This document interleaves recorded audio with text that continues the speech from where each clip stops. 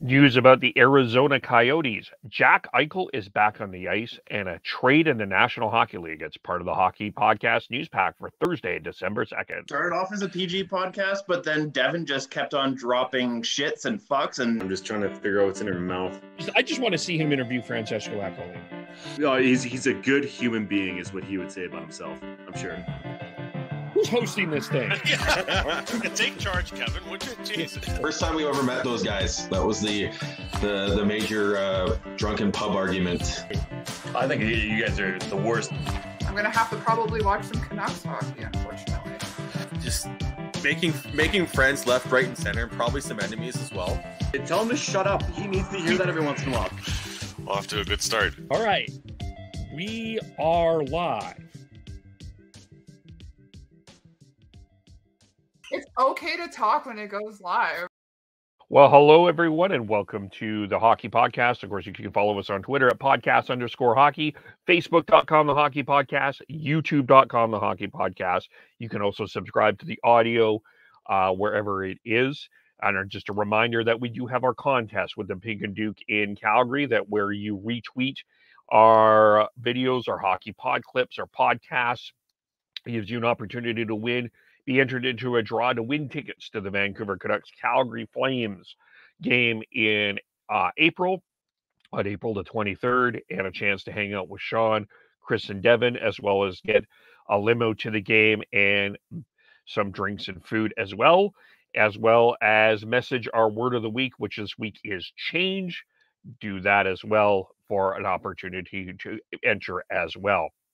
As we get into the news today, of course, being out here in Burnaby and Vancouver, woke up to the news about the Arizona Coyotes. That was the first thing that I saw this morning, a tweet coming out from Mike Ozanian of Forbes reporting that the Arizona Coyotes were for sale, with the idea of a buyer eventually moving the team to a new arena in Houston. That was quickly debunked by Craig Morgan, who from a reporter that follows the Arizona Coyotes. In a statement from the Arizona Coyotes, this is false, totally false. We're not selling, we're not moving. The Coyotes are 100% committed to playing in Arizona. Couple of things with Houston that I think is interesting. Moving that team there would require the Houston NHL team to, I think the NHL would prefer that the NHL team hosts their and is the host and the owner of their own arena. If they were to move next season, they would be playing in the Rockets arena, and I don't think the NHL really wants that. But I think Houston has been in the eye of the NHL. There were rumors a number of years ago that the Oilers were going to move there before the sale of Daryl Cates. There have always been speculation about the Flames moving to Houston as well. And there have always been the idea of getting Dallas, that Texas rival, and Dallas hockey is, it's never going to be Cowboys popular in Dallas. It's never going to be that, but hockey is doing very well in Dallas. So it would be nice to get a rival for them. So I do think Houston is on the NHL radar at this point, but I don't foresee this coming right now. However, of course, always important to keep an eye on the Arizona Coyotes. They've had a number of arena situations. I believe that they are right now, although the report is false, there is a situation with their arena and a real what is going to go on with that. The deal at the Gila River Arena does end at the conclusion of the year. So where they're going to play next year is at question. So until that is rectified from the Arizona Coyotes perspective, we may be hearing rumors like this for some time. So other news that has gone on here, Jack Eichel is back on the ice. Of course, part of the whole, when he was traded to the Vegas Golden Knights from the Buffalo Sabres, he got his disc replacement back on November 12th. And the disc replacement surgery, the one that he wanted. So he is on the ice, and Eichel said today, hopefully at 6 weeks, I'll be able to get back. Hopefully around 3 months, I'll be back playing. It was Thursday. Today was the first time on the ice. 20 days after the surgery. There's a post on Instagram that included a video of Eichel skating at an unidentified rink set at North Carolina. So we will see where that means for Jack Eichel when he's coming back to play. I'm sure there's a part of him that is motivated by the idea of playing at the Olympics as well.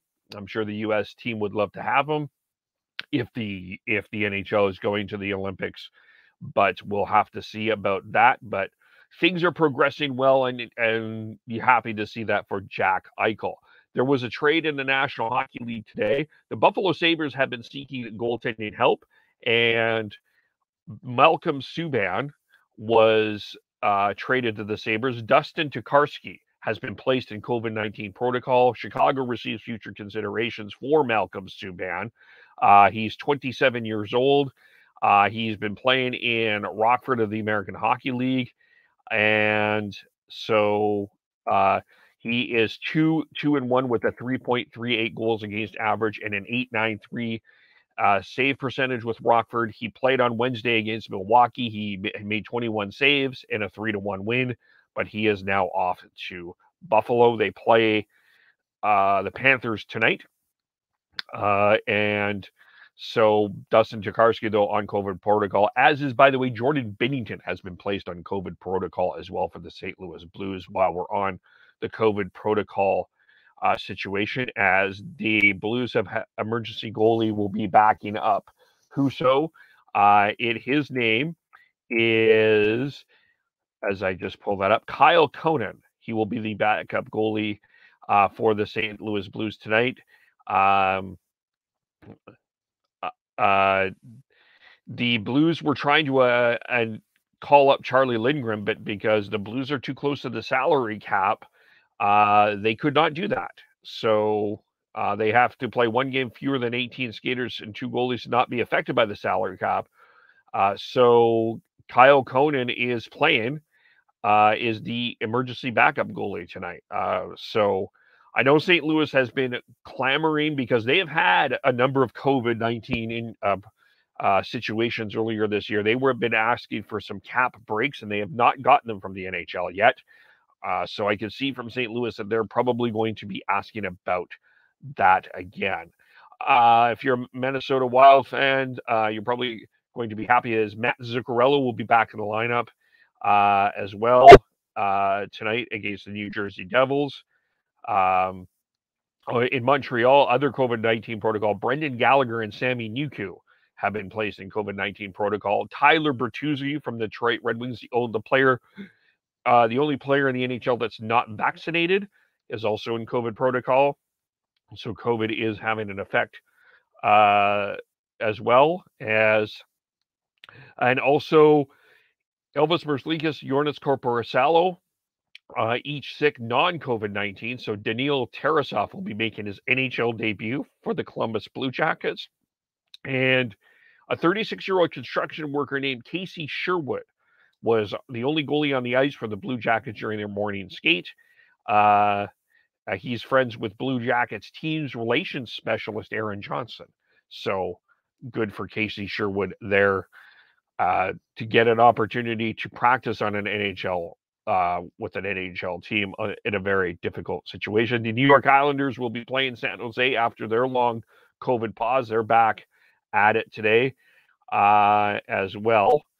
So that is, they had 8 players, of course, in protocol, and they will be back playing tonight against the San Jose Sharks. And as well, some other news to get on tonight, a couple of other big games. The Flames, will keep an eye on them. They start a road trip tonight in back-to-back in LA and then Anaheim tomorrow. It's Daryl Sutter returning to LA, first time since he's won the Stanley Cup. So that's will be a special night. Drew Doughty is playing tonight. So for the first time in at least a year and a half, Matthew Tkachuk versus Drew Doughty. We would suspect that there'll be some fireworks there. The Flames are off to Anaheim and then Vegas as well on this road trip. And as So that is good for them. And I just, sorry, one quick second here as I go through